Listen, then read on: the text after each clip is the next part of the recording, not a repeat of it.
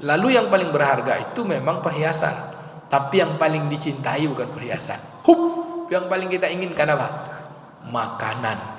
Jadi kalau orang mau jadi orang baik, sering-seringlah mengajak makan. Tapi mengajak makannya bukan gitu. Yuk makan yuk, siapa yang traktir? Bukan. Yuk makan yuk, saya yang traktir. Dia kadang cari orang ngajak makan tapi nyari orang traktir. Jadi Nabi Ibrahim itu nabi dan manusia yang paling banyak sedekah makannya. Dalam sirah disebutkan sampai 100.000 ekor onta dia pernah berkurban, Pak, menyembelihnya. Kita berapa ekor baru, Pak?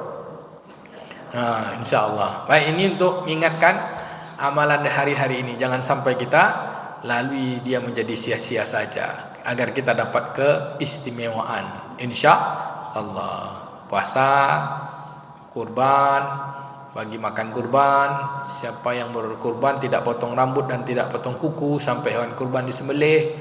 Maknanya apa tuh? Tak potong kuku, tak potong rambut. Potong kuku, potong rambut itu lambang orang berhias. Maka kita tahan berhias sampai hewan kurban kita disembelih. Apa lambang berhias tuh? Lambang orang kaya, lambang orang belagak.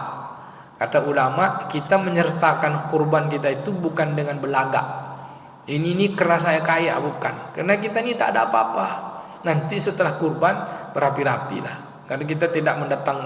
Semoga dengan tak memanjangkan kuku, tidak memendekkan kuku, dan tidak mencukur rambut sebagainya, bulu-bulu di badan, ya, kita tak merasa kita orang keren gitu, Pak.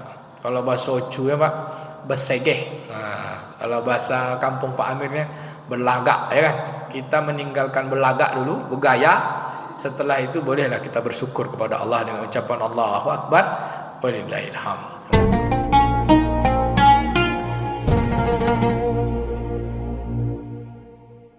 Assalamualaikum warahmatullahi wabarakatuh.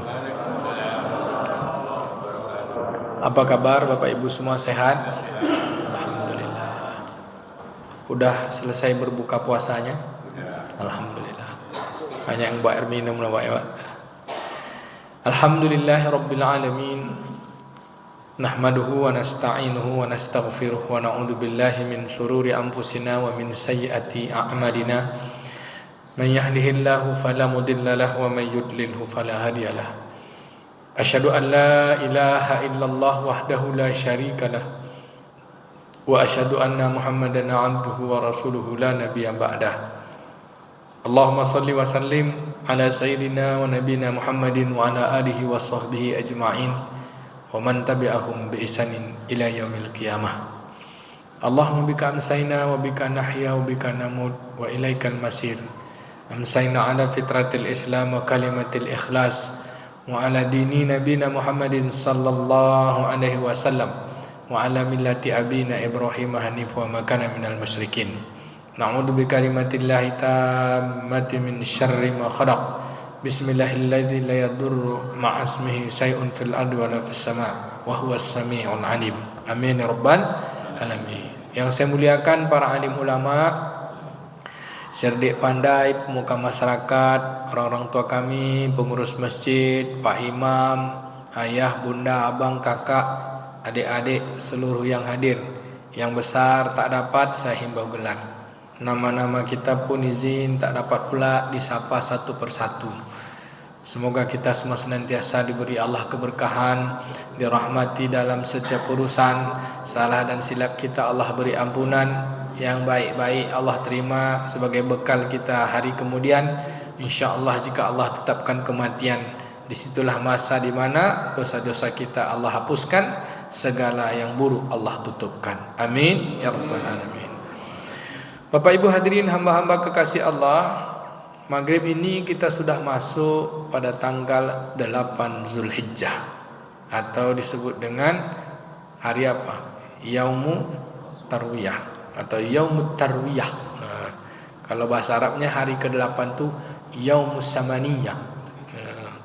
Yaumus Samaniyah sama seperti kalimat disebut dengan, tapi khusus bulan Zulhijjah disebut Yaumut Tarwiyah. Hari orang pergi ke Mina mengambil cari air ketika itu, Rasulullah dan para sahabat, untuk mengumpulkan bekal menuju Arafah. Maka hari tarwiyah itu hari Mina, hari ke-8 Zulhijjah. Tapi karena itu amalannya sunat, tak semua melakukan tarwiyah. Tarwiyah yang kedua diambil dari kata rawaya, yaitu sesuatu yang sedang dipikirkan dengan penuh keraguan, masih memikirkan. Siapa yang dipikirkan? Ketika malam ke-8 itu Nabi Ibrahim alaihissalam bermimpi bahwa ia perintahkan untuk menyembelih anaknya. Lalu malam ke-9 mimpi lagi. Kena yakin mimpi itu benar adalah wahyu, maka hari ke-9 itu disebut hari yang dia tahu betul ini perintah Allah. Maka disebut dengan Yaumul Arafah. Hari yang dia betul paham ini perintah Allah ini. Maka dia panggil, ya bunayya inni ara fil manam azbahuka fanzur maza tara. Apa kata dia? Ya abati if'al ma tu'mar satajiduni insyaallah minas sabirin. Wahai anakku sayang, aku melihat dalam mimpiku aku menyembelih kamu. Menurutmu bagaimana nak? Katanya. Apa kata anaknya? Ya ayahku sayang, ya abati if'al ma tu'mar, lakukanlah apa yang diperintahkan. Kamu akan jumpa aku menjadi orang yang sabar. Tak pernah dididik oleh ayahnya masuk apapun, Pak.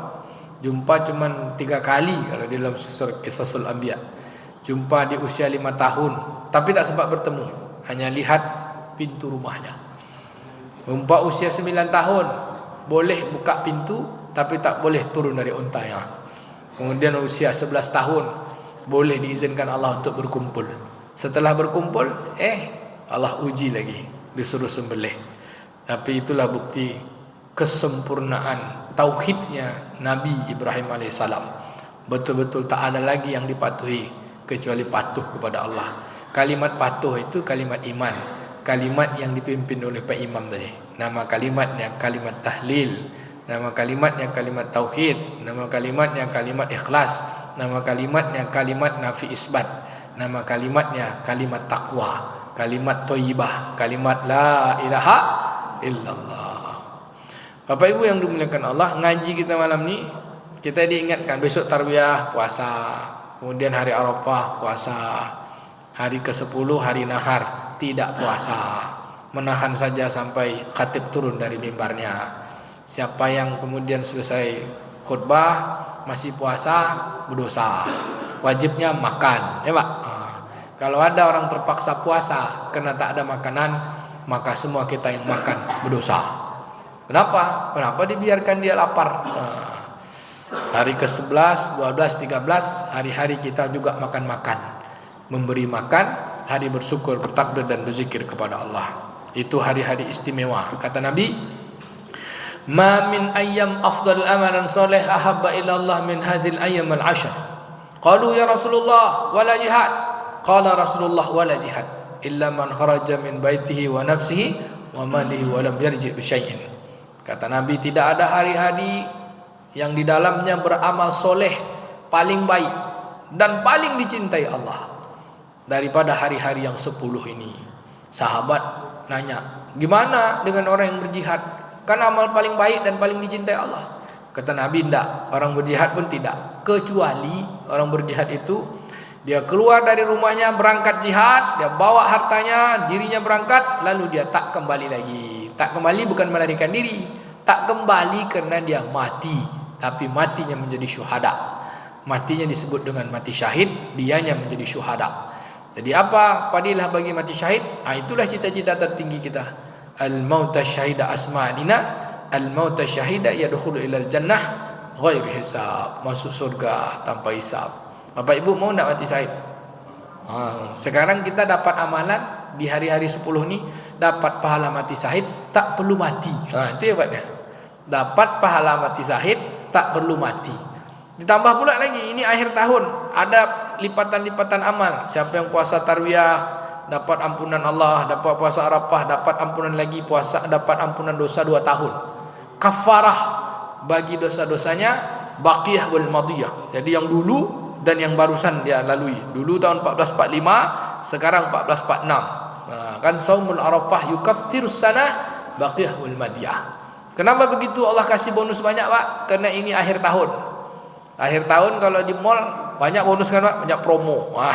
Ini Allah kasih promo juga Pak. Amalannya semua tak ada yang dipaksa. Yang wajibnya hanya 2. Satu, haji. Haji pun siapa yang sanggup. Yang kedua, kurban. Itu pun yang siapa yang sanggup. Yang nyatakan wajib cuma Imam Ahmad bin Hanbal. Imam Hanafi, Imam Maliki, Imam Syafi'i mengatakan ini sunat muakkad. Tapi yang sanggup, wajib. Selebihnya sunat. Kenapa Allah Subhanahu wa taala kasih promo beramal? Allah ingin melihat siapa di antara hamba-hamba beriman yang beramal dengan terpaksa atau beramal dengan sukarela. Ini Pak. Allah ingin lihat siapa beramal dengan kepatuhan, dengan ketakwaan, bukan dengan terpaksa, bukan dengan paksaan. Bapak Ibu yang dimuliakan Allah, biasa akhir tahun banyak promo, ini pun Allah kasih promo. Bapak pergi ke mall kan ada, beli 1 dapat 3 kan? Ini juga beramal mati syahid, dapat pula ampunan dosa 2 tahun. Dapat pula seumpama haji mabrur. Siapa yang bersedekah dengan sungguh-sungguh, lan tanal birra hatta tunfiqu mimma tuhibbun. Kalian takkan bisa menjadi orang yang paling baik, mabrur, sampai kalian menginfakkan harta yang paling kalian cintai. Apa harta yang ibu cintai, Bu? Bapak? Bapak tidak ada lagi. Ustaz, siapa yang dicintai, Ustaz? Kita ini sering yang harta berharga itu keluarga. Itu sinetron tuh, kan? Harta itu sesuatu yang bisa diukur dengan nilai ekonomi. Bisa dijual, bisa dibeli, bisa digunakan. Yang disebut dengan harta berharga adalah perhiasan. Harta berharga perhiasan, Pak. Harta misalnya antara pasir dengan emas. Pasir 1 gerobak udah tak ada harganya, Pak. Apalagi 1 kilo pasir, tak ada harganya. Tapi kalau 1 kilo emas, dapat beli bukan baru. 1 genggam pasir, kata orang ambil aja lah. 1 genggam beras pun tak ada harganya, ambil aja lah.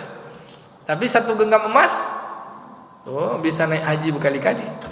1 gram pasir ada, 1 gram atau 1 butir nasi gini ada gunanya, ada harganya enggak? Enggak ada. Harganya enggak ada. Tapi kalau perhiasan sebesar ini pun masih ada harganya. 1 gram pun masih ada harganya. Lalu yang paling berharga itu memang perhiasan. Tapi yang paling dicintai bukan perhiasan. Yang paling kita inginkan apa? Makanan. Jadi kalau orang mau jadi orang baik, sering-seringlah mengajak makan. Tapi mengajak makannya bukan gitu. Yuk makan yuk, siapa yang traktir? Bukan. Yuk makan yuk, saya yang traktir. Dia kadang cari orang ngajak makan tapi nyari orang traktir. Jadi Nabi Ibrahim itu nabi dan manusia yang paling banyak sedekah makannya. Dalam sirah disebutkan sampai 100.000 ekor onta dia pernah berkurban, Pak, menyembelihnya. Kita berapa ekor baru, Pak? InsyaAllah. Baik, ini untuk mengingatkan amalan hari-hari ini. Jangan sampai kita lalui dia menjadi sia-sia saja, agar kita dapat keistimewaan. InsyaAllah. Puasa, kurban, bagi makan kurban. Siapa yang berkurban tidak potong rambut dan tidak potong kuku sampai hewan kurban disembelih. Maknanya apa tuh? Tak potong kuku, tak potong rambut. Potong kuku, potong rambut itu lambang orang berhias. Maka kita tahan berhias sampai hewan kurban kita disembelih. Apa lambang berhias tuh? Lambang orang kaya, lambang orang belagak. Kata ulama, kita menyertakan kurban kita itu bukan dengan belagak. Ini karena saya kaya, bukan. Karena kita ini tak ada apa-apa. Nanti setelah kurban berapi-rapi lah. Karena kita tidak mendatang. Semoga dengan tak memanjangkan kuku, tidak memendekkan kuku, dan tidak mencukur rambut sebagainya, bulu-bulu di badan, ya, kita tak merasa kita orang keren gitu, Pak. Kalau bahasa Ocu ya, Pak, besegeh. Kalau bahasa kampung Pak Amirnya berlagak, ya kan. Kita meninggalkan berlagak dulu, bergaya. Setelah itu bolehlah kita bersyukur kepada Allah dengan ucapan Allahu Akbar walillahil hamd. Kemudian memberi makan, banyak berdoa dan berzikir. Kita masuk ke kajian marhalah tazkiyatun nafsiyah kita, yaitu materi yang berkaitan dengan mujahadah dan perbuatannya. Perbuatan itu bahasa Arab, amalannya sebenarnya kan.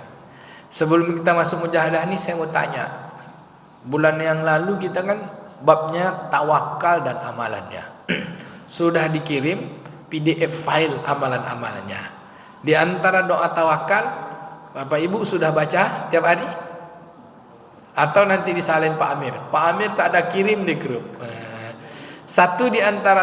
Tiga di antara doa tawakal yang lumrah dibaca. Satu bacaan yang lazimnya la haula wa la quwata illa billah atau hasbunallah wa ni'mal wakil.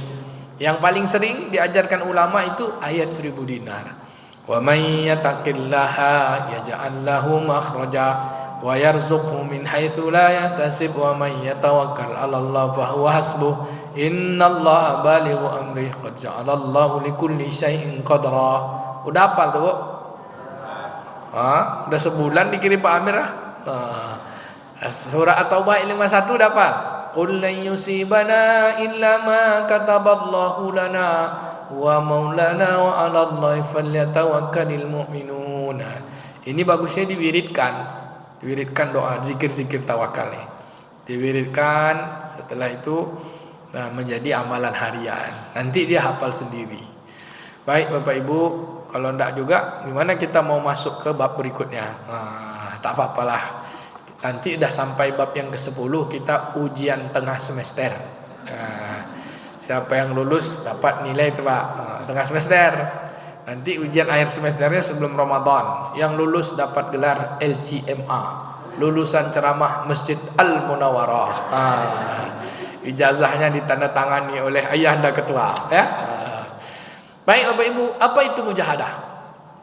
Mujahadah itu diambil dari kata jihad. Ya kan? Jihad. Ya kan? Apa itu jihad? Kata orang jihad itu perang. Bukan.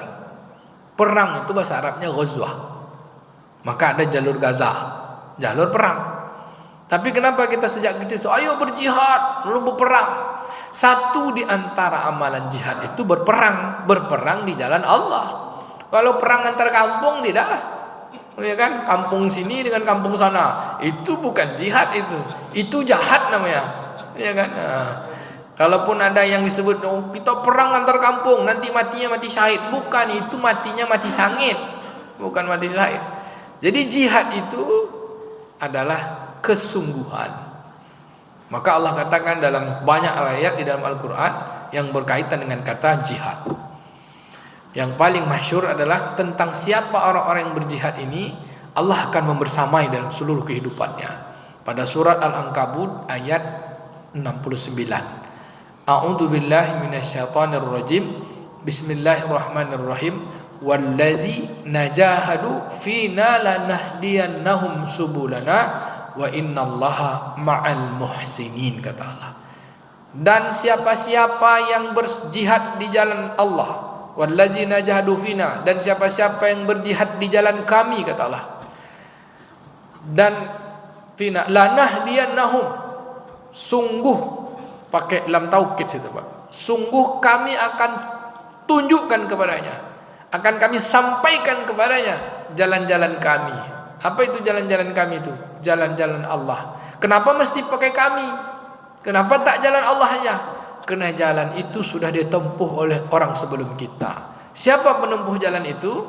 Itu yang kita minta pagi, siang, malam, sore, tiap waktu itu. Siratal mustaqim, siratal ladzina an'amta alaihim. Jalan yang lurus, jalan yang telah ditempuh oleh orang-orang sebelum kita yang dapat nikmat, yang telah Engkau berikan nikmat kepada mereka. Siapa mereka? Minan nabiyyin was-siddiqin wasyuhada was-solihin wa hasuna ulaika rafiqa. Dari kelompok para nabi dan rasul dan orang-orang yang siddiq, orang-orang yang mati syahid dan orang-orang yang soleh. Dan mereka itulah sebaik-baiknya sahabat, sebaik-baiknya kalau nak mencari kawan.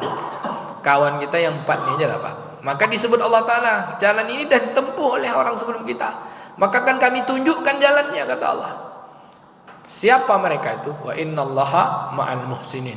Sungguh Allah bersama orang yang berbuat baik, yang ihsan. Pertanyaan tadi, apa itu jihad? Jihad ini kalau bahasa Pekanbaru ya, bertungkus lumus. Kalau bahasa kampung apa Pak? Pak Abdul Hafiz memang kampung Pak? Bertungkus lumus juga lah tu Pak. Bertungkus lumus, berpayah-payah. Kata orang Jawa prihatin. Kata orang Minang kepala jadi ke kaki, kaki jadi kepala. Ha tu lah. Kama pak jadi piti. Apa payahnya jadi piti tu? Pokoknya kepala jadi kaki, kaki jadi kepala. Ha kan gitu. Jadi bersungguh-sungguh dengan kesungguhan. Di dalamnya ada pengorbanan, di dalamnya ada keletihan dan kepayahan. Maka siapa yang berletih-letih, siapa yang bertungkus lumus, siapa yang berpayah-payah untuk terus berada di jalan Allah, Allah akan sampaikan dia ke jalan Allah. Pertanyaannya, seperti apa kesungguhan kita, perjuangan kita, berperangnya kita, gitu, melawan diri kita untuk berada di jalan Allah tersebut, berbanding kesungguhan kita dengan urusan dunia. Kira-kira gimana Pak perbandingannya? Boleh saya minum nih Pak? Agak kurang minum nih Pak ya. Ya buka nih nak. Bismillah. Habis ini makan sate kita Pak Mer. Insyaallah. Kalau ada gerobak lewat depan tu panggil lah. Nanti Ustaz bayar. Entah Ustaz Zulkarnain, entah Ustaz Pak Imam, tak tahu. Pokoknya panggil aja. Bismillah. Agak gini dia, agak kata dia, mungkin agak goyang kan. Baik Bapak Ibu yang dimuliakan Allah Ta'ala. Jadi jihad itu mujahadah, kesungguhan untuk mencapai sesuatu yang menurut kita sangat penting. Makanya penting itu mendapatkan ridho Allah, penting itu mendapatkan surga, maka apapun dia akan lakukan untuk itu. Hari ini apakah benar surga itu penting, keridhaan Allah itu penting? Hasil survei penelitian, sesuatu yang penting itu akan menjadi kecintaan di dalam hati orang. Betul tak Pak? Sesuatu yang penting, yang dia akan bertungkus lumus, berpayah-payah, berusaha sejerih, sekuat tenaga, yang tadi katanya kepala jadi kaki, kaki jadi kepala ya Pak. Itu akan masuk kecintaan di dalam hatinya. Hasil penelitian bahwa yang paling dicintai manusia hari ini bukan Allah. Kalau ia betul bertungkus lumus kita karena Allah Ta'ala, seperti apa kita bersungguh-sungguh untuk ibadah? Seperti apa kita bersungguh-sungguh untuk tak bohong? Seperti apa sungguh-sungguh kita untuk menjaga diri dari dosa? Maka hasil penelitian, bukan respondennya jemaah Masjid Al-Munawwarah, dah. Kalau Masjid Al-Munawwarah ini sejati cintanya kepada Allah, yakin saya nih, ya kan? Wajah-wajahnya bercahaya. Apalagi tadi dipimpin Pak Imam tahjiknya, la ilaha illallah, la ilaha illallah. Tak ada yang kami cintai selain Allah, tak ada yang kami harapkan selain Allah, tak ada kami maksud selain Allah, tak ada yang kami harapkan keridhaan yang ibadati selain Allah. Itu kan la ilaha la ma'bud illallah, la maqsud illallah, la baqi illallah, la mahbub illallah, kan itu. Wah, ini hebatnya Masjid Al-Munawwarah ni Pak. Pokok setiap waktu mengungkapkan tak ada yang dicintai selain Allah. Tapi Pak, hasil penelitian, orang bersungguh-sungguh itu kepada uang. Kesungguhan kepada uang itu melebihi daripada kesungguhan dari segalanya. Betul Pak. Apa buktinya? Kalau dah berurusan dengan uang, ini ada urusan uang, ini urusan perintah Allah, mana didahulukan? Paling enggak calik saya dulu kan gitu Pak, ya kan? Bagi tanggung nih sikit lagi nih gitu kan. Maka kalah. Kenapa kalah perintah-perintah Allah? Karena kita belum bermujahadah. Kenapa kita tak bermujahadah? Kenapa kita tak bersungguh-sungguh? Karena kita tak kenal. Kenapa kita bersungguh-sungguh dengan uang? Karena kita tahu arti uang. Kita tahu uang, kita tahu gunanya uang. Tapi pertanyaan, apakah uang menjadi kepentingan seluruh manusia? Tidak. Nabi Adam tak perlu duit, Pak. Karena zaman tu belum ada orang jualan lagi. Mana dia nak gunakan duit? Duit itu kan adanya setelah fase peradaban kehidupan manusia. Pada tingkatan mereka sudah saling bersaing. Dalam konteks ilmu perkembangan kehidupan manusia, manusia ini kan 4 tahap. Pertama, dia berburu. Waktu berburu tak ada orang. Setelah berburu, baru dia kumpulkan, meramu namanya kan. Setelah banyak-banyak, ini kalau berburu-buru terus ini lapar perut kita. Ayo kita ramu, kumpulkan dulu, simpan gudang. Nah, setelah meramu, oh, ini kalau bisa basi nih, maka bercocok tanam. Setelah bercocok tanam, punya sawah, punya pertanian semakin banyak, akhirnya ketemulah dengan teknologi industri. Dulu orang bertani setahun sekali. Sekarang orang berladang tuh, bersawah, panennya bisa tahu 3 tahun, 3 kali dalam setahun. Dulu kita makan ayam kampung cuma, tak ada ayam yang disuntik-suntik ni kan. Dulu kata guru kami, kita makan ayam tahun-tahun 80 tuh Pak. Saya yakin Pak Abdul Hafiz gitu juga tuh. Makan ayam tuh 2 kali coba dalam setahun. Yang pertama waktu kita sakit, yang kedua waktu ayam sakit. Iya tuh Pak. Iya. Waktu kita sakit tuh ditawari sama mak kita kan, makan apa nak? Kita tak ada selera. Makan ayam, sembelih ayam tuh. Kalau enggak ayam tuh telurnya dijual, ayamnya dijual untuk bayar SPP sekolah. Itu kita Pak. Bapak tahun 70-an sekolah, saya 80-an sekolah. Pak Amir ini agak seleting lah nih kan. Nah, apa ibu yang dimuliakan Allah? Sekarang makan ayam tiap hari makan ayam. Kan dulu waktu ayam sakit sekali, atau kita sakit sekali. Tapi hebatnya dulu waktu ayam sakit tuh tak ada pula kita sakit Pak. Tak ada virus ini, virus itu, pokoknya ayam udah mulai teleng-teleng ya, sembelih kok makan ayam gitu. Ya, Bapak Ibu yang dimuliakan Allah Taala. Makin tinggi teknologi, makin tinggi persaingan. Kita paham dengan itu. Akhirnya persaingan itulah membuat perjuangan. Akhirnya dengan persaingan, perjuangan itu menjadi sangat diperhatikan. Lupa dengan sejatinya tujuan. Seolah-olah itu menjadi tujuan. Besar sikit sekolah anak, pokok pandai cari duit. Akhirnya bermujahadahlah dia dengan duit. Besar sikit anak, pokoknya sekolah tuh cita-citanya hari ini Pak. Mudah-mudahan bukan anak kita. Cita-citanya sekolah tuh cari duit. Besok kamu kerjanya ini. Lupa kalau mencari ilmu itu untuk patuh kepada Allah Ta'ala. Demi Allah, siapa yang belajar ilmu bukan karena Allah Ta'ala, nanti di pada mahsyar Allah akan tak pandang dirinya. Allah di antara orang-orang yang tak Allah pandang tuh orang yang belajar ilmu tapi untuk dunia. Udah tinggi gelarnya Pak, profesor, doktor, haji pula lagi. Karena kalau tak ditulis hajinya marah. Betul Pak, ada yang marah. Tulis haji saya tuh, haji itu lama ngantrinya tuh. Nah, kalau sekarang, kalau zaman dulu waktu saya sekolah, tulis haji itu saya S2 biayanya sama dengan biaya haji. Nah, S2 saya sama dengan haji. Kalau tak tulis tak tanda tangan. Nah, ada dulu dosennya kayak gitu. Bapak Ibu yang dimuliakan Allah, kenapa dia merasa itu dengan susah payah dia mendapatkan? Maka adakah kesungguhan kita bersusah payah untuk mendapatkan Allah?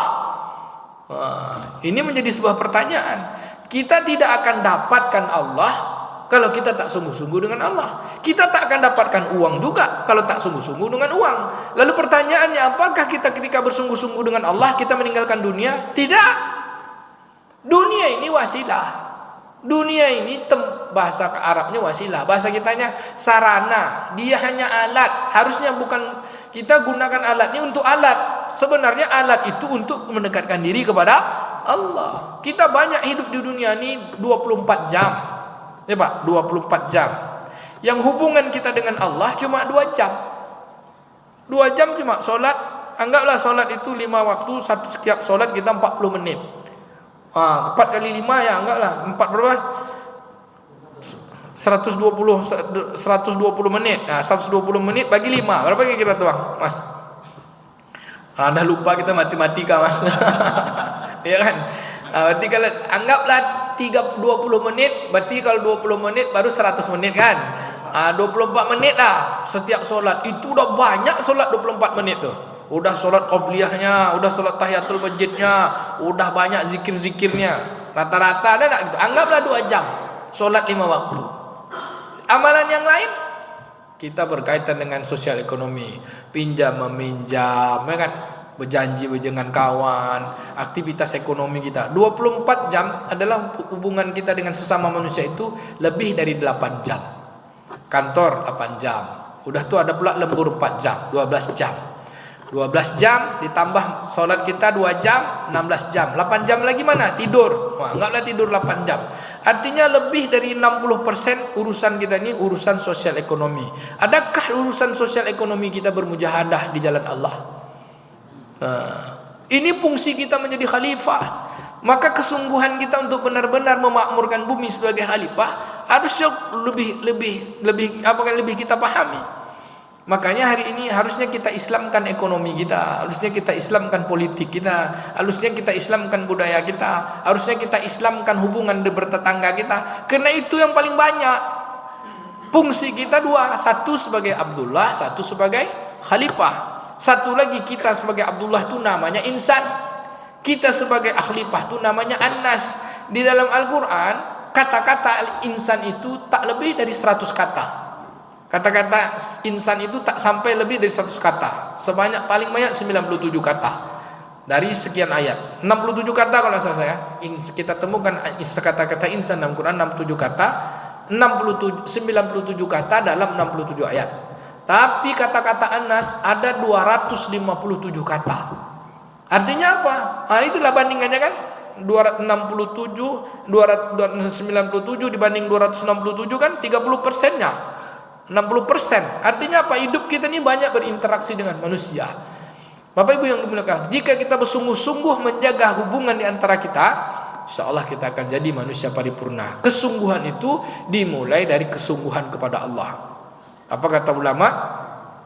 Kalau hubungan kita dengan Allah yang 30% itu kita baik, sungguh-sungguh, nanti Allah akan perbaiki hubungan kita kepada sesama manusia yang 60%-nya lagi. Yang 10% ini tambahan-tambahan kemuliaan di antara keduanya. Baik Bapak Ibu, kira-kira kita udah sama enggak bersungguh-sungguhnya? Man jadda wajad. Nah, siapa yang sungguh-sungguh dapat sungguhnya. Sungguh-sungguh sekolah dari S1 sampai S3. Sampai tinggalkan istri, Pak. Sampai sakit-sakit, ya kan? Pokoknya rela lah. Nah, saya sekolah 1. Sekolah madrasah dulu, udah tuh sekolah sampai aliyah, sudah tuh sekolah pula S1, udah tuh sekolah lagi S1, 2 lah S1 Pak. Udah tuh sekolah lah S2, udah tuh sekolah S3, udah tuh sekolah pula lagi S2. Sekolah aja. Untuk apa sekolah tuh? Kata orang, cari duit. Tak pula cari duit. Tengok-tengok rupa semakin sekolah makin tak tahu kita, Pak. Harusnya apa yang kita tahu? Oh, ternyata pengetahuan Allah sangatlah luas. Tak tahu apa-apa dan bukan apa-apa kecuali kita ini diberi tahu. Kalau kita dapat ilmu tapi lupa kita dengan kesungguhan. Apakah kesungguhan tadi? Ketika kita sungguh dengan sekolah, dapatlah gelar.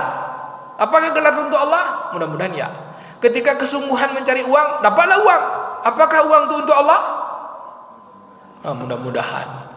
Tapi banyak orang berkesungguhan dengan uang itu lupa dengan Allah. Apa gitu? Mencarinya dengan cara yang haram. 60% interaksi ekonomi di negeri kita ini, 60% interaksi dan transaksi ekonomi masih dengan cara yang riba. Bukan 40% Pak, 60%. Itu baru dengan ekonomi. Hubungan sosial kita 60% pun kita ini banyak yang berdusta, yang bohong, yang tak amanah. Kecuali jemaah Masjid Al-Munawwarah. Wah, ini dia. Orang-orang yang bermujahadah. Kita singkat. Mujahadah itu kesungguhan.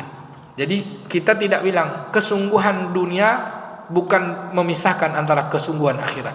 Sungguh-sungguh dunia ini untuk mendapatkan akhirat. Maka tak ada bagian bagi orang beriman badannya, kehidupannya itu liputannya dunia. Dia dunia ini tempat tinggalnya. Dia mengumpulkan semuanya itu.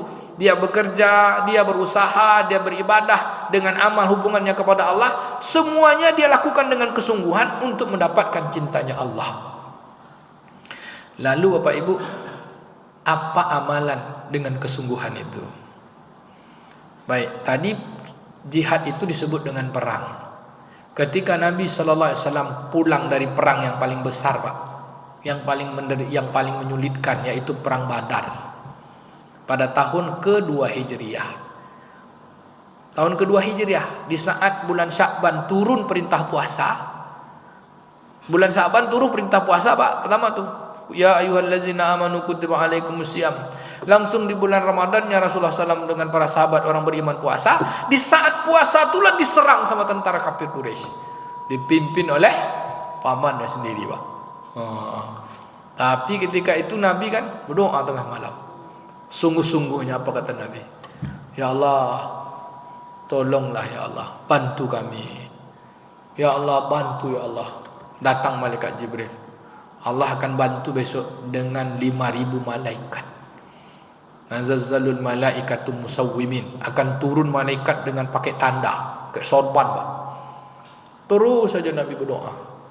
Lewat tengah malam berdoa, datang lagi malaikat. Apa kata malaikat? Allah akan bantu dengan 10.000 malaikat. Terus saja Nabi berdoa. Ini jihad luar biasa perangnya. Sampai menjelang subuh Nabi berdoa lagi. Datang lagi malaikat Jibril. Besok Allah langsung yang datang kayak gitu. Baru Nabi berhenti berdoa. Besok Allah langsung yang datang, tak pakai malaikat lagi. Baru Nabi berhenti berdoa. Tapi dia tetap nangis sampai jatuh sorbannya. Apa kata Abu Bakar? Sudahlah wahai Rasulullah. Enggak, sampai Nabi gini katakan, ya Allah, jika besok hari kalahnya, aku tak tahu ya Allah, kalau tak kau tolong, tak menangkan pasukan ini, gitulah bahasa kita ya. Aku tak tahu setelah ini entah ada tak tidak orang menyembahmu. Gitu sampai itulah Allah turun. Allah sama malaikat Jibril katakan, Allah langsung. Akhirnya menanglah 313 tentara Badar melawan 1000 lebih tentara kafir Quraisy. Mati 70.000 dari pasukan kafir Quraisy. Menang, Pak. Setelah pulang itu kan udah begitu, Pak. Dalam keadaan puasa, sahabat menahan mengganjal perut ini pakai batu. Diikatnya batu tuh di sini. Tapi di antara sahabat yang 313 nih, lihat. Rasulullah ngikat perutnya enggak? Ganjal perutnya enggak saking laparnya. Kata sahabat nih dan nanya-nanya, nanti lihat kisah ayatul sahabat perang Badar. Sekali mereka melihat Nabi agak tersingkap perutnya, rupanya batu Nabi itu 2, Pak. Sahabat ini mengganjal masih dengan 1 batu, Nabi sudah mengganjal dengan 2 batu. Mengganjal supaya perut itu jangan kerok itu saking laparnya. Wah. Apa di antara sahabat itu katakan, beriman kepada Rasulullah. Apapun yang dikatakan oleh Rasulullah hari ini, jika seandainya ada bukit, gunung, lalu di bawah ada jurang, kata Nabi, terjunlah, matilah kalian situ. Kami pun akan mati ya gitu.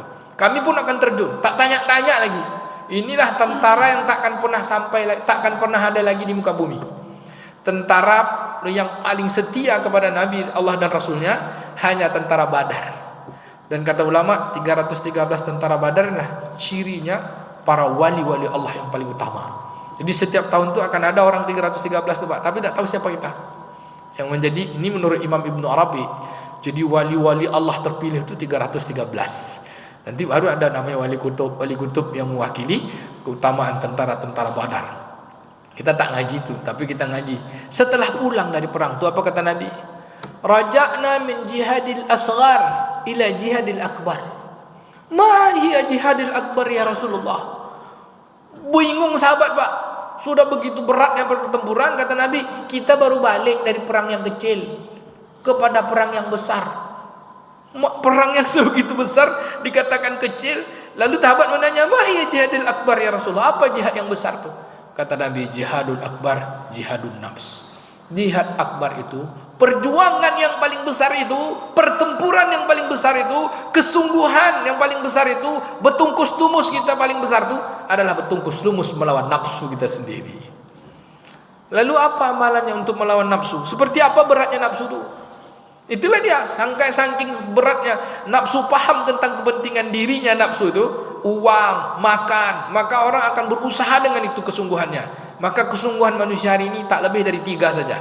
Mancilok, makan, itu bahasa Minang. Kok bahasa Jawa nih Pak? Mangan turu ngising jeluk duit ngenteni pangan.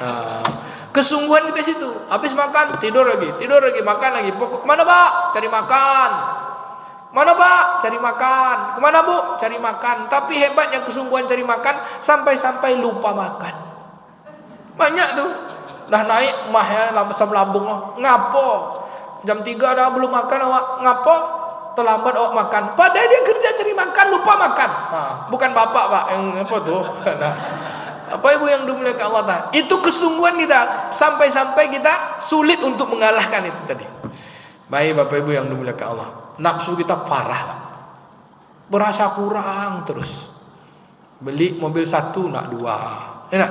Baru dapat Agya nak Innova. Enak. Dapat punya istri 1.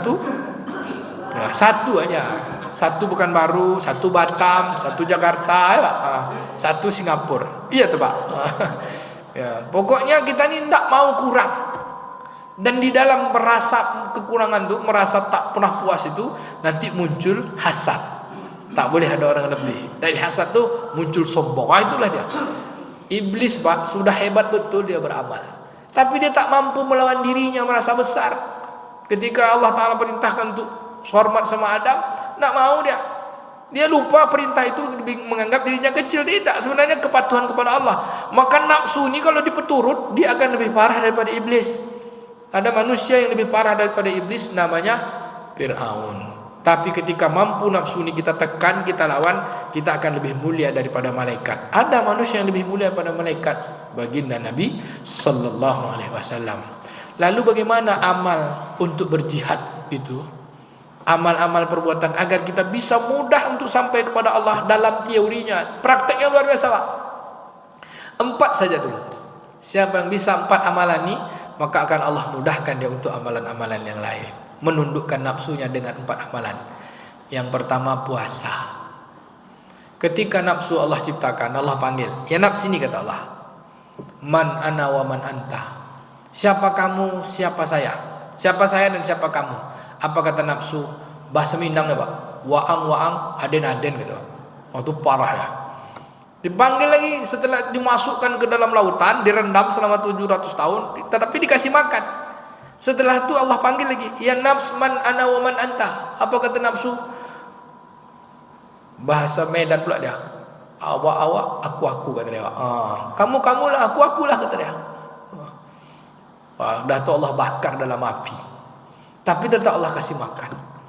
Lah itu berapa tahun, Pak? Sebutkan itu 500 tahun lamanya. Kemudian Allah panggil lagi, ya nafsu man ana wa man anta. Dia katakan ana anta.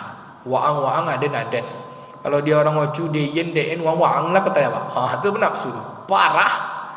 Lalu Allah telantarkan. Allah tak kasih makan. Allah biarin, cuekin, Pak. Bikin dia susah, bikin dia telantar. Baru ketika Allah panggil, man ana wa man anta ya nafs, kata nafsu, ana abdi wa anta rabbi, aku ni hambamu, engkau lah Tuhanku. Jadi nafsu kita ni, Pak, kalau disusahkan dia, terutama dilaparkan, maka menyerahlah dia, Pak. Saat lapar itulah tak ada daya upaya, angkat tangan. Saat miskin, saat tak punya apa, air mata meleleh. Ya Allah. Tapi sudah Allah kasih kenyang, Allah kasih sedap, banyak lupa. Di antaranya korun, di antaranya sa'labah. Dan setiap masa akan ada ciri-ciri manusia seperti korun dan ada seperti sa'labah. Maka tidak ada satu nabi pun yang bisa mendekatkan diri kepada Allah sampai mereka menjadi nabi kecuali dengan amalan puasa. Nabi Adam Allah ampuni puasa, Pak. Inilah puncak Nabi Adam berdoa selama 40 tahun dan dalam keadaan berpuasa. Nabi Adam belum ada perang gitu, Pak. Tapi dia berjihad melawan nafsunya. Nafsunya kata Allah, jangan dekati pohon ni, tapi dah terlanjur kan? Maka dia mohon ampun kepada Allah Ta'ala dalam keadaan puasa, meratap sepanjang masa. 40 tahun itu meratap, nangis terus. Satu salahnya nangisnya 40 tahun. Di tanggal 1 Zulhijjah, wah puncaknya. Allah ampuni dosa ya. Tapi nangisnya 40 tahun, Pak. Kita berapa banyak dosanya, berapa banyak kita minta ampun. Kesungguhannya untuk dapat ampunan, bermujahadah dia kan. Rabbana zalamna anfusana wa illam taghfir lana wa tarhamna lanakunanna minal khasirin. 40 tahun, Pak. Di depan Ka'bah, meratap sepanjang masa. Apa kata Syekh Zakaria? Kalau dikumpulkan seluruh tangisan manusia dibanding dengan tangisan Nabi Adam dan Ibu Hawa, niscaya tidak akan pernah sama. Kumpulkanlah manusia lahir yang pertama setelah Nabi Adam sampai manusia kiamat. Kumpulkan semua air mata kita nih. Bandingkan dengan air mata Nabi Adam dengan Ibu Hawa, takkan pernah sama penyesalannya terhadap dosa-dosa. Kenapa? Nabi Adam berbuat dosa langsung diikop, dapat sanksinya langsung. Kita berbuat dosa belum Allah lihatkan, makanya kita penyesalan kita biasa aja. Coba kalau kita dosa bohong, sekali berbohong langsung berkudis mulut kita, langsung ditengokkan dosanya. Kalau sekali tinggal sekali berbohong berkudis, sekali nengok maksiat, nengok bini orang langsung berkurap. Gimana tuh, Pak? Pokok asal perbuatan dosa langsung ada ikopnya, langsung ada punishmentnya, langsung denda dan sanksinya. Tak ada orang baik semua, Pak. Nah, inilah perlu iman. Bapak Ibu yang dimuliakan Allah. Apa amalan pertama? Puasa. Awak nak tolok puasa deh, Ustaz. Lelah tua, kasih makan orang puasa. Tapi puasa ini makin sehat, Bu. Saya sakit 8 bulan dulu, obatnya puasa. Udah tuh sakit yang terakhir kemarin ini, tak dapat berjalan, ngomong tak bisa. Kata dokter ponis makan obat seumur hidup. Kenapa, Pak? Karena ustaz-ustaz ini makannya banyak. Ustaz tuh makannya 6 kali sehari, Pak. Habis kajian subuh makan, jam 9 ada undangan kikah makan, jam 11 ada doa orang pengantin makan, jam 2 ada kajian makan, habis asar kajian ibu-ibu wirid makan, habis sholat isya, habis pulang ngaji makan, 6 makannya. Akhirnya makan. Sikit juga, tapi sikit-sikit makan. Nah, rupanya banyak makan ini bikin sakit. Sakit saya Pak. Akhirnya kata dokter, Ustaz makan obat seumur hidup. Tapi ketemu pula kawan-kawan dokter Zaidul Akbar, tambah sikit dia. Ustaz bisa berhenti makan obat, bisa seperti bayi lagi, tapi dengan syaratnya puasa setiap hari. Setiap hari puasa. Dan jangan makan sebelum 20 jam. Jendela makannya hanya 1 jam. Mak saya bilang, sanggup tak saya?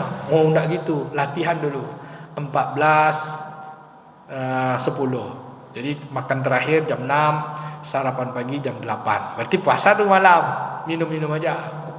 Naikkan lagi sarapannya, naikkan jam 10.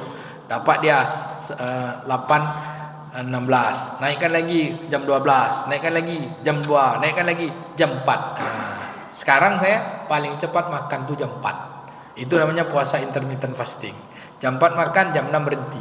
Paling lambat jam 8. Berarti 4 jam cuma jendela makannya. 20 jamnya tuh tak makan-makan, kecuali minum air putih saja. Ketika puasa sunat Senin Kamis, puasa beramal, dapatlah 24 jam lebih. Kadang-kadang 30 jam. Kan sahurnya enggak ada Pak, minum aja. Udah tuh berbuka sebentar kan minum kayak tadi nih. Nanti makan habis sholat isya. Berarti 24 jam tambah 4 jam. Dapat dia 28, kadang 30. Alhamdulillah setelah 14 bulan hilang semua alergi, bertambah kuat tenaga Pak. Oh bolak-balik pergi ke Mekah. Apalagi yang satu tuh Pak. Tambah mantap ya Pak. Yang satu tuh tapi dari sini dah. Apa ibu yang dua? Kalau bahasa kaminya laki-laki perkasa gitu Pak. Ya, dengan puasa. Betul Pak. Tapi tinggalkan dulu nasi sikitkan, tepung putih tinggalkan, susu putih tinggalkan, gula putih berhentilah. Jadi saya tak makan gula Pak, tak minum gula. Saya cuma minum madu sikit aja. Tapi banyak minum lemak, yaitu minyak zaitun. Minum. Lapar sikit minyak zaitun. Kalau haus, capek, letih, minum air garam. Garam Himalaya. Seperempat sendok, langsung kasih kumur-kumur. Alhamdulillah. Semua alergi dulu sini hilang Pak. Baik puasa. Karena Nabi janji sumu tasihu. 14 bulan berhenti makan obat. Nah, alhamdulillah. Obat tapi vitamin tetap. Lalu apa amalan kedua yang bisa menundukkan nafsu? Satu puasa, yang kedua tahajud. Tahajud Pak. Tahajud ni dahsyat nih. Kata Nabi SAW, Jibril AS kepada Nabi, kata Nabi, ausini Jibril. Jibril berwasiat kepadaku. Satu amalannya apa? Di antara itu, inna syarafal mu'minin qiyamul lail. Sesungguhnya kemuliaan generalnya orang beriman itu solat tahajud, mendirikan solat malam. Maka takkanlah bisa kita ni jadi orang mulia di sisi Allah kecuali mampu menghidupkan tahajud setiap malam. Kalau ada ustaz, ini kata guru kami ni Pak, ustaz tapi tak tahajud, berhenti aja lah jadi ustaz. Sampai kayak gitu dulu kiai. Saya bukan bilang saya tahajud, tapi dengan nasihat tuh dulu masih sepele aja. Ternyata tahajud tuh menyehatkan badan juga. Mandi jam 4 tuh tak apa-apa. Tahajud paling lambat boleh 10 menit sebelum azan subuh bisa. Kenapa? Sebelum azan subuh kan belum fajar, masih bisa. 4:30 masih bisa. Kalau jam 5 kurang 10 subuhnya, jam 4:30 masih bisa tuh. Tapi berpacu-pacu pula kita kan. Kalau mau dapat khusyuknya ya 3:30, jam 4 mandi dulu. Dapat 4 rakaat, alhamdulillah. Maka untuk supaya banyak solat malam kita, habis solat isya, irikanlah solat witir. Jadi solat isya, ba'da isya, solat taubat, solat witir. Nanti kita tidur, tinggal bangun tahajud. Allah janji. Apa kata Allah? Wa minal laili fatahajjat bihi nafilatan lak asa wa asaka rabbuka maqaman mahmudah. Dan pada bagian malam bangunlah bertahajud. Maka kata ulama, tahajud itu maknanya berjihad juga. Ninggalkan tempat tidur. Orang sedang enak tidur, kita bangun. Sedang enak nafsu kita Pak, mengalahkan nafsu. Makanya Nabi makruhkan kita setelah isya ngomong-ngomong, ngobrol-ngobrol dunia. Maka usahakan jam 10 itu dah tidur. Jam 10 tidur. Kami dulu sakit tuh gara-gara begadang lah Pak. Kadang-kadang sampai begadangnya ngaji juga sampai jam 1, sampai jam 2 gitu kan. Langsung sholat tahajud. Tapi akhirnya badan kita tak kuat. Harusnya kan Nabi memakruhkan. Nabi itu kata Nabi, aku ni tahajud tiap malam, tapi aku tidur juga. Aku ni puasa, tapi aku juga berbuka. aku juga menjaga nafsu, tapi aku nikah juga. Ada kan sahabat yang ingin menekan nafsu, puasa sepanjang hari, tahajud tiap hari, takkan kawin-kawin. Tapi Nabi pandai membaginya. Bapak Ibu yang dimuliakan Allah, siap jadi ahli tahajud? Hasil penelitian pula menyebutkan, ini saya tambah nih Pak, penting nih. Orang tahajud itu demi Allah, Allah muliakan. Kata Allah, pada bagian malam hendaklah bertahajud. Maka apa kata Allah? Asa ayyab'asaka rabbuka maqama. Tuhanmu punya harapan. Kalau kita puasa, la'allakum tatakun, semoga kamu bertakwa. Tapi ini Allah yang punya harapan. Kamu akan jadi hamba yang mulia, maqam mahmuda, punya posisi mahmuda, terpuji di sisi Allah. Apa posisi terpuji? Bukan punya dunia, tapi punya dunia pun Allah kasih. Kata ulama, Imam Al-Ghazali disebutkan, posisi hamba yang paling mulia itu matinya mati husnul khotimah. Kami penelitian 10 orang ahli tahajud. Kami teliti Bu, tapi berhenti di 7 orang. Gimana? Peneliti orang ahli tahajud, Profesor Umar Soleh juga meneliti tentang pelatihan sholat tahajud. Serum-serum darah orang tahajud ini sehat. Anak-anak santri, kiai-kiai yang tak pernah tinggal tahajud diteliti Pak, diambil darahnya. Nanti bisa beli bukunya, pelatihan sholat tahajud Profesor Dr. Muhammad Soleh. Dia buka klinik di Malang. S1-nya bimbingan konseling, S3-nya, S2-nya psikologi Islam, S3-nya kedokteran di Brawijaya. Menghabiskan uang penelitian hampir 1 miliar untuk ngambil serum darah orang-orang yang tahajud, orang sekali tahajud, orang tak tahajud. Orang tahajud itu awet muda, macam bapak-bapaknya. Masya Allah. Iya. Baik, Bapak Ibu, 10 orang yang kami teliti, semua di antara 10 tuh 7 orangnya berhenti kami teliti. Ngapa? Udah terbukti dah. Kematiannya semua kematian indah. Ada yang mati dalam wudu, ada yang meninggal sedang baca kitab, ada yang meninggal sedang baca Quran nunggu aja, ada yang sedang banyak Pak. 4 orang lah saya sebut. Satu emaknya Ustaz Sobat, meninggal kan sedang ambil wudu Pak, habis sholat tahajud. Yang kedua ada Bang Yasir, ambil wudu juga sholat duha. Yang ketiga Pak Sidik Ismail, dia rajin baca kitab, rajin tahajud. Meninggalnya menunggu azan maghrib, sedang baca Quran. Yang keempat ayah kami. Ayah kami itu jam 8 masih telepon, jam 10 baca Quran, setengah 11 Qurannya jatuh kacamata ya, meninggal di tempatnya. Oh gitu, betul lah ahli tahajud itu Pak. Semua kalau ahli tahajud insyaallah. Yang ketiga amalannya sedekah di saat sedekah dengan barang-barang yang berharga, dengan barang yang kita cintai. Apa dia? Makanan. Jadi mau dekat dengan Allah Ta'ala, seringlah ngajak orang makan. Habis ini makan mana kita Pak? Seperti Nabi Ibrahim AS. Jadi kita ini tak akan sampai pada cintanya Allah sebenarnya kecuali kita berinfak. Kan 60% hidup kita kepada sesama. Infak yang dicintai yang terbaik itu makanan. Kenapa makanan? Karena kalau tak makan kita mati. Nah, amalan yang keempat, berinfak juga, tapi berinfak di saat tak punya. 1 tahajud, 1 puasa, 2 tahajud, ketiga berinfak dengan barang yang kita cintai, yang keempat berinfak saat kita tak punya. Bukan berzakat. Kalau berzakat harta orang tuh. Infak yang kita punya kita kasih. Nafkah. Bisa nak Bapak Ibu 4 nih? Ambillah salah satu. Tapi utamanya 4. Puasa, infak. Kan 2-nya infak nih. Puasa dan infak. Dapatnya 4-4-nya lah. InsyaAllah nafsu kita akan terkendali. Mudah-mudahan kita akan sampai pada nafsu mutmainnah. 1 puasa, 2 tahajud, 3 berinfak dengan barang yang kita senang, yang kita suka kasihkan. Misalnya Bapak punya uang 4 lembar di kantong, 100.000, 50.000, 20.000, 2.000, mana Bapak sedekahkan? Kalau 2.000 itu enggak. Tapi kalau 100.000 mikir. Bukan kita tak punya, tapi kan 100.000 kita nih, minimal nilai tengahnya. Maka Allah katakan wallazina iza anfaqu lam yusrifu wa lam yaqturu wa kana baina dzalika qawama. Orang-orang yang Allah kasihi, hamba-hamba kekasih Allah, kalau dia berinfak tidak pelit, tak pula berlebih.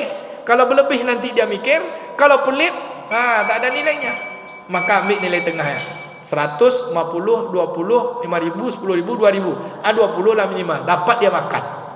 Baru bersedekah saat tak punya. Siapa yang bersedekah saat tak punya ini? Allah turunkan surat Al-Insan ayat 12. Siapa dia? Sayyidina Ali radhiyallahu anhu. Bersedekah saat tak punya. Saat kita perlu langsung sedekah. Macam mana kisahnya? Kita lanjutkan bulan depan. Mudah-mudahan Allah tundukkan nafsu kita. Maka saya kasih satu ijazah doa. Oh, doanya. Allahumma inni as'aluka nafsan bika mutmainnah. Ini doa Nabi yang sudah nafsunya mampu terkendali, tetap aja berdoa. Dari Imam At-Tabrani dalam kitab Mu'jam. Kita ulangi lagi. Allahumma inni as'aluka nafsan bika mutmainnah. 1, 2, 3. Sama Ustaz nanti minta sanadnya lagi sekalian. Mohon maaf atas segala kekurangan, makasih segala perhatian. Selamat berpuasa Tarwiyah dan Arafah. Selamat Hari Raya Idul Adha. Dan selamat makan-makan di hari-hari tasyrik.